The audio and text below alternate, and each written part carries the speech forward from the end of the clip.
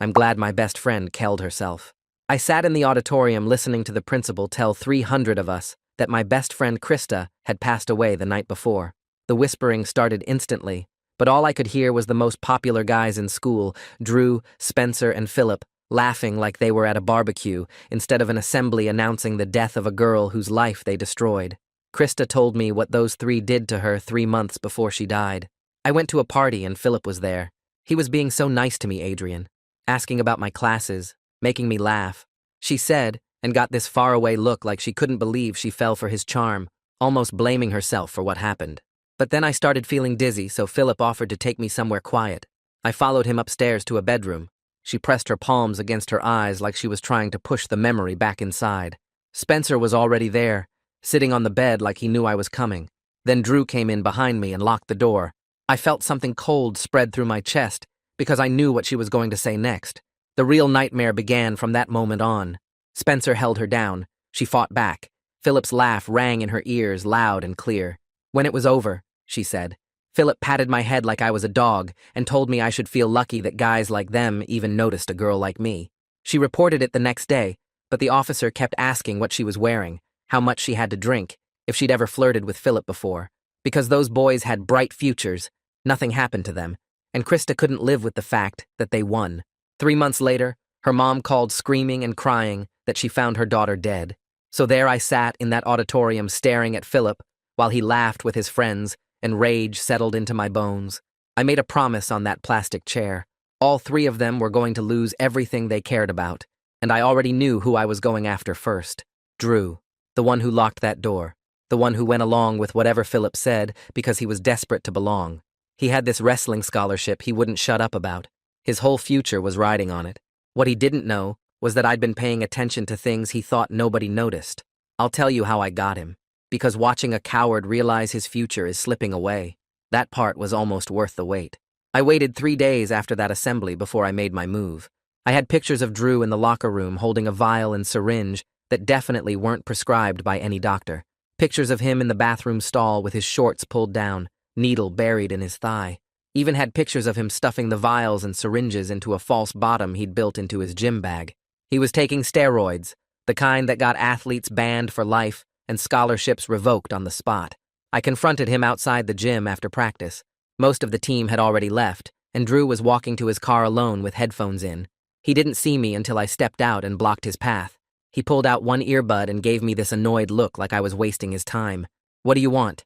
I held up my phone and showed him the first photo with the vial and needle and his face in frame clear as day. He actually stopped breathing for a second. Then his head whipped around to check if anyone else was nearby, and he took 2 steps back like I'd pulled a knife on him. Where did you get that? His voice came out high and tight. I swiped to the next photo. Him, mid-injection. Then the next. The gym bag with the false bottom exposed. With each swipe, he made this sound in his throat like he was choking on something. By the last photo, he had both hands in his hair and was pacing in a tight circle. What do you want? Money? I can get you money. Just tell me how much. I put my phone away and looked at him. This was the guy who locked the door and took his turn with Krista, who walked out of that room afterward and went right back to the party like he hadn't just destroyed someone's entire existence. I don't want your money, Drew. He started talking fast, words pouring out of him like he thought quantity would make up for quality. Look, I know what this looks like, but everyone on the team is doing it. You think I'm the only one injecting? Coach practically ignores it because he wants the wins. This isn't even that serious. I let him finish his little speech before I responded. Then you won't mind if I show him the photos tonight. Drew lunged forward and grabbed my shirt with both fists. I could feel his hands shaking through the fabric and smell the panic sweat rising off his skin. Please, you can't do this to me. I shoved him off hard enough that he stumbled and almost fell, then just stood there bent over with his hands on his knees like he'd just run a marathon. The excuses died in his throat, and I watched him realize that lying wasn't going to work. So he switched tactics. It was Philip's idea, he said, and his voice cracked right down the middle. What happened to Krista? Philip planned the whole thing. Spencer and I just went along with it because that's what we always do. Philip says jump, and we ask how high. Tears and snot smeared across his face. I don't even know why he wanted her so bad. I think he liked her or something. Or maybe she shut him down at some point, and this was his way of getting back at her. I really don't know. He never told us why. He just pointed at her, and that was it. He looked at me with red eyes like he expected sympathy. I didn't want to do it. I swear I didn't want to do it. But you did. He opened his mouth to say something else, but nothing came out. So now I'm going to show everything to your coach. Drew's whole body crumpled. He dropped straight down onto his knees in the middle of the parking lot and grabbed my arm with both hands like he was praying to me. Please, he begged. I have to keep this scholarship. My dad works double shifts at the warehouse 6 days a week, and we still can't make rent half the time. My mom cleans houses until her back gives out. I'm supposed to be the one who gets out and pulls them out with me. If I lose this scholarship, my whole family loses everything. I pulled my arm free and stepped back from him. Krista doesn't get to leave this town either. She's in the ground because of what you did. He was full-on sobbing now, still on his knees in the parking lot. I'll give you money. I don't have it right now, but I can get it. I'll pick up shifts. I'll sell my car. Whatever number you want, just name it and I'll figure it out. I already told you. I don't want your money. The gym door swung open behind us, and his coach stepped out, looking from Drew on the ground to me standing over him. What the hell is going on out here? I looked down at Drew and watched him scramble to his feet, frantically trying to wipe the tears off his face before the coach could see them. He looked at me with this desperate hope in his eyes, like maybe I'd keep this between us now that we had an audience. Like maybe I'd show mercy. Actually, coach, I said, there's something you need to see. Drew lost his scholarship 3 weeks later. The school didn't mess around when it came to steroids. All those early morning practices and weekend tournaments and dreams of getting his family out of poverty, gone just like that. He tried to warn Spencer and Philip. Showed up at school the day after he got the news and told them I was coming for them next. They laughed in his face, called him paranoid and pathetic. Spencer's family had money and lawyers. Philip's last name alone was enough to make people look the other way. They weren't scared of some nobody with a grudge. That was their first mistake. 2 years. That's how long I waited before I went after Spencer. Drew fell apart exactly like I knew he would, because guys like him always do when the pressure hits. But Spencer wasn't Drew. This guy had family money, lawyers on standby, and parents who treated covering up his mistakes like a full-time job. I couldn't come at him the same way I came at Drew. That would be stupid. But 2 years is a long time. Long enough for someone to get comfortable. Long enough to make a mistake. And when Spencer finally made his, I was right there waiting. I couldn't go after Spencer in high school.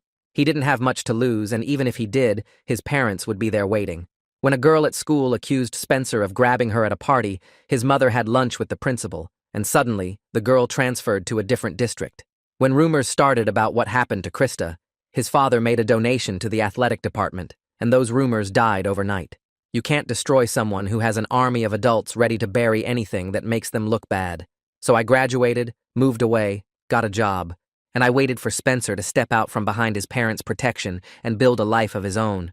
A life with something in it he actually cared about, something his mommy and daddy couldn't just make disappear. 2 years after graduation, I was scrolling through social media at 3 in the morning when I saw it. An engagement announcement. The woman in the photo was Eloise. Blonde hair, perfect smile, ring the size of a small country on her finger. And standing next to her with his arm around her waist like he was some kind of prize, Spencer. He had that same smug face, same dead eyes pretending to be warm for the camera. His friends and family filled the comments with heart emojis and people calling them couple goals. I stared at that photo until the sun came up. Spencer finally had something he actually cared about, something worth destroying.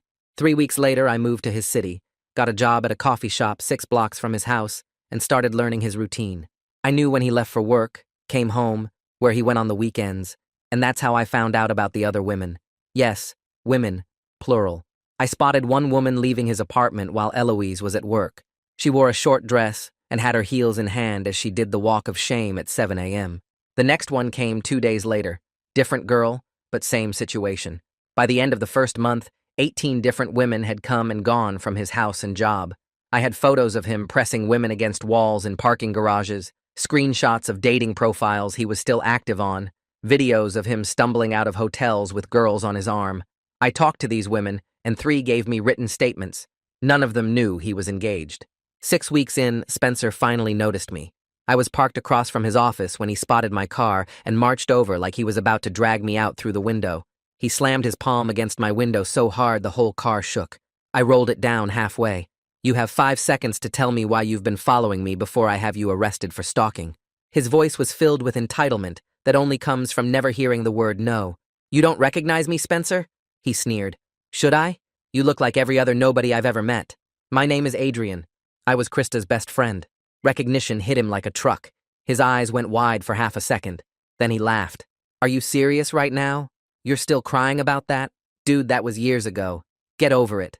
He crossed his arms and looked down at me like I was something stuck to the bottom of his shoe. I don't know what you think you're doing here, but let me make something very clear. I am not Drew. You can't scare me with whatever little scheme you've cooked up. My family has more lawyers than you have brain cells. One phone call, and I'll have a restraining order that follows you for the rest of your pathetic existence. This guy loved the sound of his own voice, but I knew he would shut up the second he saw what I had in store. I pulled out my phone and held it up to show a photo of him leaving a hotel with a redhead. His face went white. What is that? It wasn't a question. More like a threat. I swiped to a video of him making out with someone in an elevator. With each swipe, Spencer's expression cracked a little more. By the time I got to the written statements, his whole body was shaking. You think this scares me? His voice came out thin. Eloise knows who I am. She knows I would never do anything to hurt her. She trusts me completely. Does she know about the girl who left your apartment at 7 in the morning? That was my cousin visiting from out of town. Your cousin. Right. What about Friday's visitor? Or the 18 other women I've seen? Are they all cousins too? Must be a big family. Spencer lunged forward and grabbed my shirt through the window. I could smell the expensive cologne mixed with the sour stench of fear. Listen to me, you little nobody. I don't care what you think you have. None of it matters. None of it will ever matter. Do you know why? He yanked me closer. Because people like me always win. Always. My father plays golf with judges. My mother has lunch with the mayor's wife every week. I could run someone over in broad daylight and walk away without a scratch. So whatever pathetic revenge fantasy you've been nursing for 2 years, let it go. You can't touch me. You never could. I peeled his fingers off my shirt one by one. I don't have to prove what you did to Krista. I just have to prove you're a cheater. And I have more than enough for that. You wouldn't dare. Watch me. I rolled up my window and drove away while he stood frozen on the sidewalk. What he didn't know was that I knew his engagement party was on Saturday. 30 minutes before it started, I planned to send everything to Eloise. That should give everyone time to arrive and get comfortable before the show. So Saturday night rolled around, and I parked across from the venue watching guests arrive in their expensive clothes. Spencer's whole family was there. Eloise's parents, friends, co-workers, everyone who mattered in their lives gathered to celebrate what they thought was true love. At exactly 30 minutes past start time, I sent all of it to Eloise. Through the windows, I watched her pull out her phone, watched her smile fade as she started scrolling, watched the color drain from her face as she clicked through photo after photo. Her hand flew to her mouth. Her whole body started trembling. Then she looked up and found Spencer across the room laughing with his friends like he didn't have a care in the world. The sound that came out of her wasn't quite human. Something between a scream and a sob that cut through the music and made every single person in that room turn to look at her. She marched straight toward Spencer with her phone raised like a weapon. What is this? She shoved the phone in his face. What is this, Spencer? He grabbed her wrist and tried to pull her toward a corner, but she threw his arm off of her. Baby, calm down. Whatever that is, someone's just trying to mess with us. Let's talk about this privately. Privately? You want to talk privately about the 18 women you've been sleeping with while I planned our wedding? Gasps rippled through the crowd. Spencer's mother pressed her hand to her chest like she was having a heart attack. His father's face went from confused to furious in half a second. Eloise, please. Spencer reached for her again. Those photos are fake. Someone photoshopped them. This is obviously some kind of setup. A setup? A setup? She scrolled to one of the written statements and read it out loud. I've been seeing Spencer for 4 months. He told me he was single and looking for something serious. I had no idea he was engaged until someone showed me the announcement. Her voice cracked on the last word. Is that fake too, Spencer? The room was dead silent. Every eye fixed on Spencer as he stood there, being unable to come up with a lie fast enough. Eloise's father stepped forward with murder in his eyes, but her mother held him back. 4 months. Eloise's voice dropped to something broken and quiet. I was picking out flower arrangements and tasting wedding cakes, and you were sleeping with someone else for 4 months. While I trusted you. While I defended you to everyone who said you weren't good enough for me. Tears were streaming down her face now. I loved you. I loved you so much I ignored every red flag, every late night, and every suspicious text. Every time something felt wrong, I told myself I was being paranoid, because you would never hurt me like that. She pulled the ring off her finger. For a moment, she just stared at it. Then she threw it at Spencer's chest so hard he stumbled backward. I hope she was worth it. I hope they were worth it because you just lost the only person who believed you could be good. She turned and walked toward the exit. Spencer lunged after her. Eloise, wait. Please. I can explain everything. His father grabbed his arm and yanked him back. Don't you dare, he hissed loud enough for half the room to hear. Don't you dare make this worse than you already have. Do you have any idea what you've done? In front of everyone? Her family will never do business with us again. This family's reputation is destroyed because you couldn't keep your hands to yourself. He shoved Spencer away from him. You're done. Do you hear me? Done. Don't bother coming home. Don't bother calling. As far as I'm concerned, I don't have a son anymore. Spencer stood in the middle of that room surrounded by 200 people who were all staring at him like he was garbage. His mother wouldn't even look at him. His friends had already started backing away. The girl he thought he was going to marry was gone. The safety net he'd relied on his entire life had just been ripped out from under him in front of everyone who mattered. I watched him stand there alone in the middle of that room with nowhere to go and no one coming to save him. It felt good. Not as good as I thought it would, but good enough to keep going. 2 down. 1 to go. Spencer was destroyed with his fiancée gone and his father done with him. Philip was the next, but he was also the hardest. Some people think having rich parents and a powerful last name makes them untouchable. Philip certainly did. For 5 years, I hit nothing but walls while he graduated law school and landed his dream job like karma forgot he existed. But here's the thing about people who think they're invincible. They stop watching their backs. They forget that the people they stepped on are still out there. And sometimes those people pick up the phone. The call I got changed everything. You'll never guess who was on the other end ready to help me finally bring Philip down. That night after the engagement party, I drove back to my apartment and sat in the dark for hours. I should have felt like celebrating. Spencer's life was in pieces, his fiancée was gone, and his father had disowned him in front of 200 people. But all I could think about was Krista. I pulled out my phone and scrolled to the last photo I had of her. We were at a coffee shop 2 weeks before she died. She was laughing at me accidentally calling asparagus asparagoose, and her eyes were actually bright for once. That was the last time I saw her smile. I stared at that photo until the screen went dark. 2 of them were destroyed, but she was still gone. She was always going to be gone. And the one who started it all was still out there living his best life like he hadn't shattered hers into a million pieces. The next 5 years were the hardest of my life. I became obsessed with Philip in a way that scared me sometimes.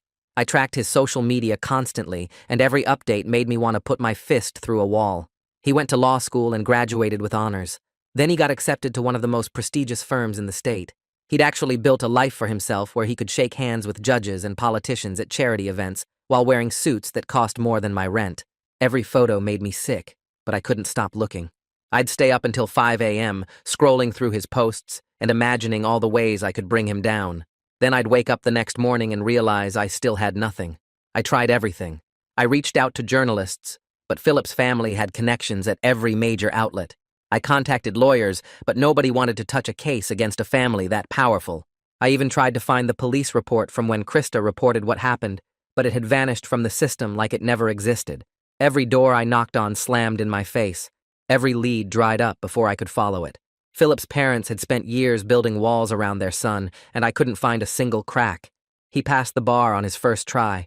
He got engaged to some senator's daughter. He bought a house in the nicest part of the city. Some nights I'd lie awake wondering if I was wasting my life, if Krista would even want me to keep going. But then I'd remember Philip laughing at that assembly, the way he patted her head like she was a dog, and the rage would come flooding back. 5 years and 2 months after Spencer's engagement party, my phone rang at 10 p.m. from an unknown number. I didn't hesitate answering, knowing this was going to be my big break. Adrian? It's Drew. I didn't say anything for a long moment. Drew. The first one I destroyed. I hadn't heard from him since high school. How did you get this number? I've been looking for you for 6 months. He sounded different. Tired. Like the years had ground him down. Why? Because I'm ready to talk. About Philip. About what really happened. This was going to blow the whole thing wide open. We met at a diner the next day. I barely recognized him. The cocky athlete was gone. In his place was a hollow-eyed man in wrinkled clothes who looked like he hadn't slept in weeks. It was weird seeing how much I had destroyed his life. I wondered if Spencer's life had gotten this bad as well. I really hoped it did, because it would mean Krista was getting some form of justice. After you destroyed my scholarship, everything fell apart, Drew said. My parents couldn't afford college.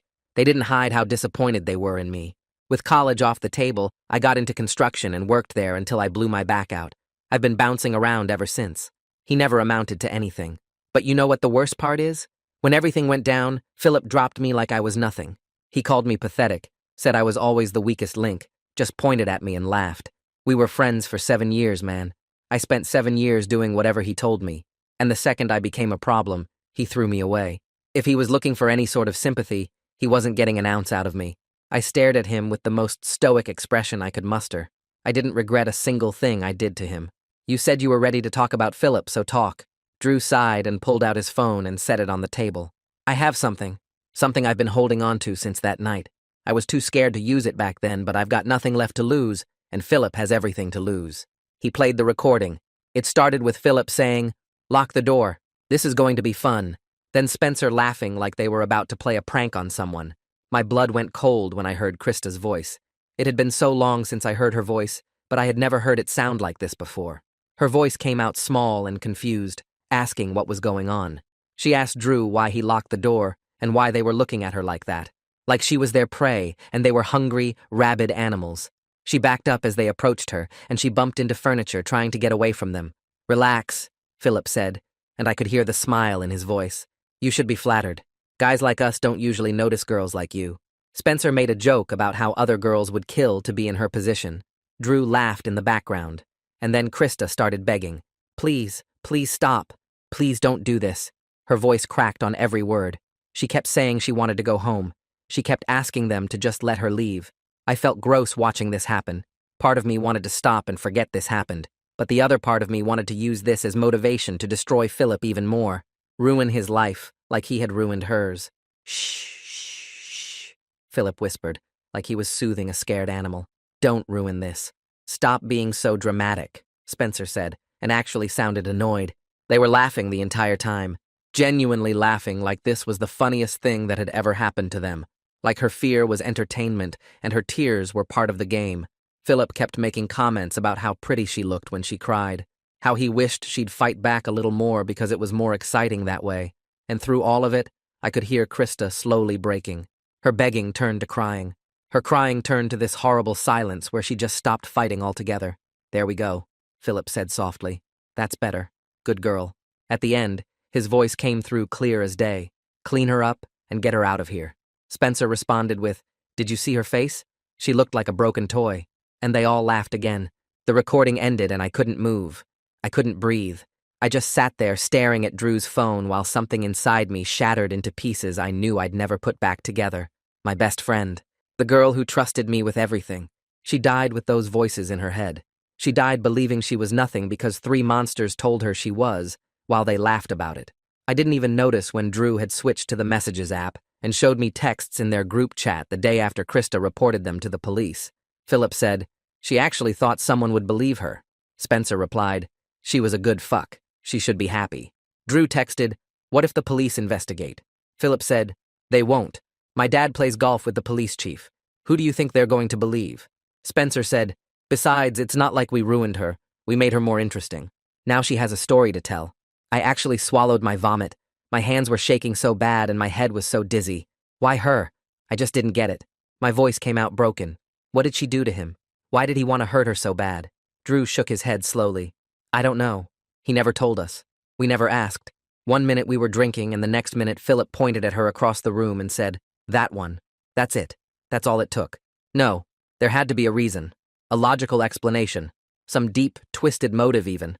I refused to believe that's all it took. I didn't know the answer I desperately wanted would be so much worse. Drew let me sit with it for a while. He didn't say anything.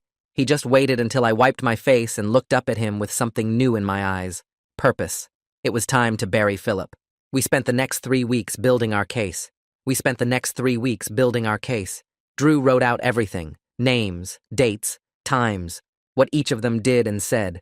I helped him put it together in a way that couldn't be ignored. We made copies of the recording and saved them in 4 different places because I wasn't taking any chances. Drew pulled the old texts from a phone he'd kept in a drawer for years. Screenshots of every joke they made about her. Every comment about how she'd never talk. Every laughing response to Philip's sick words about that night. When we had everything, we sat in my apartment and stared at the pile on my kitchen table. "Where do we send it?" Drew asked. I'd already made the list.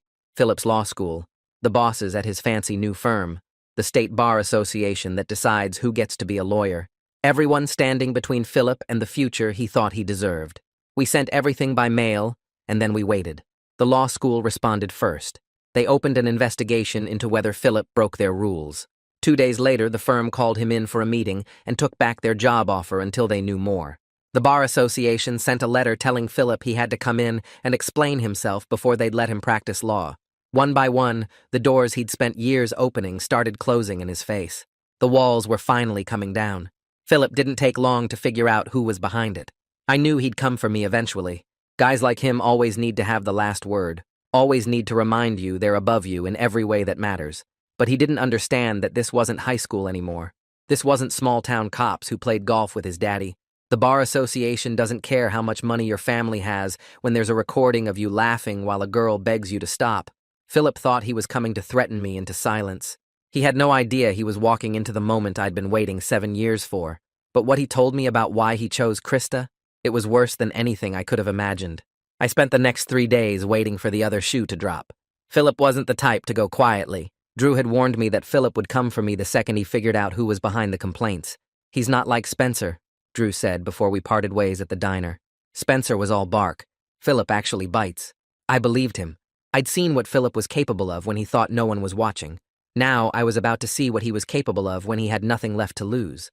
I was sitting in my apartment on day 3 when I heard footsteps in the hallway. They were heavy and purposeful. It almost felt like death had come to collect my soul. But I knew it was Philip before the knock even came. And Philip was nowhere near as scary as death. He was just an entitled, spoiled brat who never deserved anything he had. He pounded 3 times and hard on my door. I took my time getting up. Let him wait. Let him feel what it's like to not get what he wants the second he wants it. When I finally opened the door, Philip was standing there in a suit. His jaw was tight, but his eyes were calm, controlled, like he'd already figured out how this conversation was going to end, and he was just going through the motions. Adrian. He said my name like it was something dirty. We need to talk.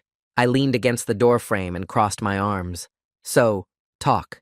He pushed past me into my apartment without waiting for an invitation. His eyes scanned the small space with obvious disgust. The second-hand furniture, the water stain on the ceiling, the stack of bills on my kitchen counter. Everything about my life was beneath him, and he wanted me to know it. You think you're clever, don't you? He turned to face me with his hands in his pockets. He was casual, like we were old friends catching up.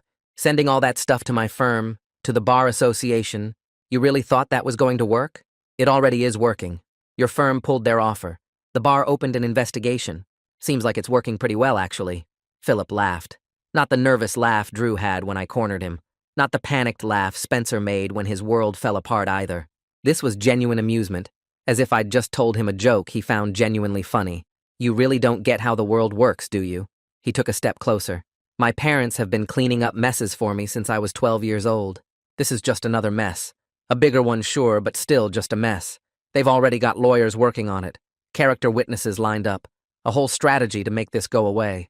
He smiled that same smile I remembered from high school, the one he wore at the assembly where they announced my best friend's death. By this time next month, I'll have my license and a job at an even better firm, and you'll still be here in this dump wondering why you wasted 7 years of your life. I didn't flinch, didn't look away, just held his gaze and said the thing I knew would hit him hardest. This isn't small-town cops, Philip. The Bar Association doesn't care about your last name. They have a formal complaint with evidence, a recording, texts, a written statement from someone who was in that room. I handed everything needed to incriminate you on a silver platter, and the best part is that they have to investigate. It's not optional, and once they hear what's on that recording, I shook my head slowly. There's no amount of money that makes that go away. Something flickered behind his eyes, the first crack in that perfect confidence. He covered it quickly, but I saw it.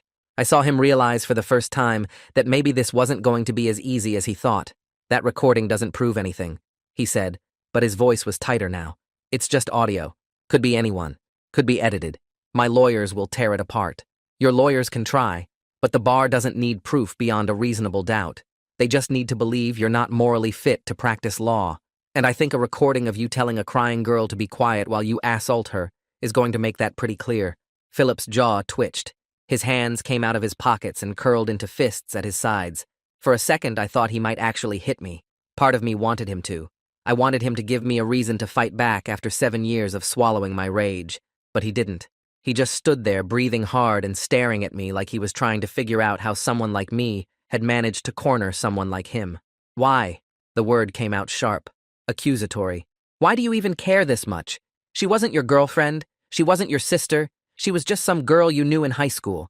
Why would you throw away 7 years of your life for her? Because she was my best friend. She trusted me, and she died thinking nobody cared about what happened to her. The words were thick in my mouth. You laughed at her death, Philip. You sat in that auditorium and laughed while the principal told us she was dead. He rolled his eyes. This guy had never experienced empathy before in his life. Do you even remember her name? I asked. Who cares? They're all the same. Her name was Krista. Whatever. The casualness of it made my blood boil. 7 years and he couldn't even remember her name. Couldn't even pretend to care about the life he destroyed. Why her? The question I'd been carrying for 7 years finally came out. Out of everyone at that party, why did you pick Krista? What did she ever do to you? Philip stared at me for a long moment. Then his face did something I didn't expect. It softened. Not into guilt or shame, but into something worse. Amusement. His eyes actually lit up. The corners of his mouth curled into this slow smile that made my skin crawl. He was enjoying this. He was enjoying watching me need to know. My pain was entertaining to him even now. You really want to know? I've wanted to know for 7 years. He tilted his head to the side and smiled. A real smile. The kind that reaches your eyes. And then he said the words, because the sun was out. I blinked. What? The sun was out. He shrugged like he was explaining why he ordered a particular drink at a bar. That's it. That's the whole story. My whole body went cold. That's not a reason. Sure it is. The sun was out.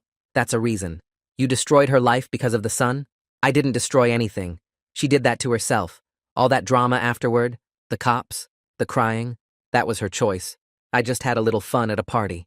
He checked his watch like he had somewhere better to be. She could have moved on, gotten over it. Instead, she made it her whole personality, and then she made it yours too. That's not my fault. I couldn't breathe. For 7 years, I'd been searching for a reason. Some twisted logic that would explain why Philip chose Krista. Maybe she rejected him once. Maybe she embarrassed him somehow. Maybe there was something between them I didn't know about. I needed there to be a reason, because if there was a reason, then maybe she could have avoided it. Maybe if she'd done something different that night, she'd still be alive. But there was no reason. Philip didn't pick Krista because of who she was. He picked her because the sun was out. There was nothing she could have done differently. Nothing that would have saved her. She was just unlucky. That's all. Just unlucky.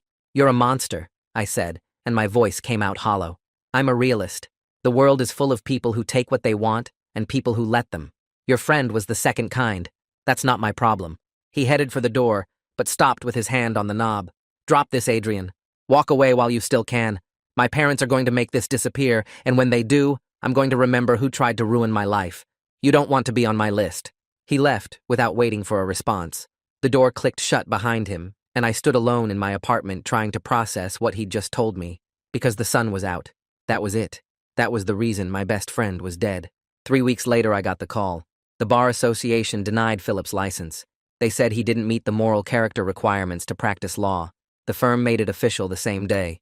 No job, no license, no future in law. Philip's parents tried everything. More lawyers, more favors, more threats.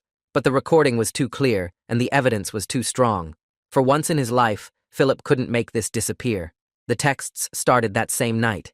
You ruined my life. I know where you live. This isn't over. You're going to regret this. Then the calls. 3 in the morning, 4 in the morning. Heavy breathing. Long silences. Sometimes he'd talk.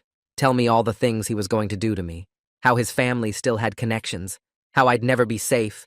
How he was going to make me pay for what I took from him. I didn't respond to any of it. I just screenshotted everything and saved the voicemails. More evidence if I ever needed it. But I wasn't stupid. I knew what Philip was capable of when he felt cornered. Drew warned me that Philip actually bites, and I believed him. So 3 days after the bar made their decision, I packed everything I owned into my car and left town. I didn't tell anyone where I was going. Just drove until the city was a dot in my rearview mirror and kept driving until I hit a place where nobody knew my name or my face or what I'd spent the last 7 years doing.